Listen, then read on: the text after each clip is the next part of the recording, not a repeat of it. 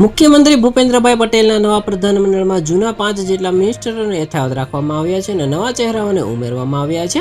જ્ઞાતિ જાતિના સમીકરણો, ભૌગોલિક બાબતો અને કામગીરીને ધ્યાનમાં રાખીને જે પણ જૂના મિનિસ્ટરોને યથાવત રાખવામાં આવ્યા છે તેમાં ગૃહમંત્રી હર્ષ સંઘવીને નાયબ મુખ્યમંત્રી તરીકે પ્રમોશન આપવામાં આવ્યું છે.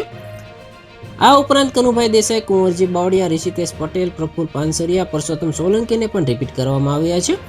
અને નવા જે મંત્રીઓને લેવામાં આવ્યા છે તેમાં પણ સૌરાષ્ટ્રનો દબદબો જોવા મળી રહ્યો છે. પોરબંદરના અર્જુન મોઢવાડિયા, જામનગરના રીવાબા જાડેજા, મોરબીના કાંતિલાલ અમૃતિયા, ભાવનગરના જીતુભાઈ વાઘાણી, અમરેલીના કૌશિક વેકરિયા અને કોડીનારના પ્રદ્યુમન વાજાને નવા મંત્રીમંડળમાં સ્થાન આપવામાં આવ્યું છે. આ ઉપરાંત નવા ચહેરાઓમાં લવિંગજી ઠાકોર, પૂર્વ મંત્રી અને ગણદેવીના ધારાસભ્ય નરેશભાઈ પટેલ, અરવિંદ રાણા, સંગીતા પાટીલ, કુમાર કાનાણી, લવિંગજી ઠાકોર, દર્શનાબેન વાઘેલા, સૌભજી ઠાકોર, પીસી બરંડાનો સમાવેશ કરવામાં આવ્યો છે. નવા મંત્રી કોનો સમાવેશ કરાશે અને કોને પડતા મુકાશે તે બાબતે છેલ્લા ઘણા સમયથી જાતની ચર્ચાઓ ચાલી રહી હતી. તેના પર આજે નવી કેબિનેટની જાહેરાત થતાં સાથે પૂર્ણ વિરામ મુકાઈ ગયું છે. તો આના વિશે તમારું શું કહેવું છે કોમેન્ટમાં જરૂર જણાવજો. આવા જ વિડીયો માટે અમારી ચેનલ સાથે જોડાયેલા રહો.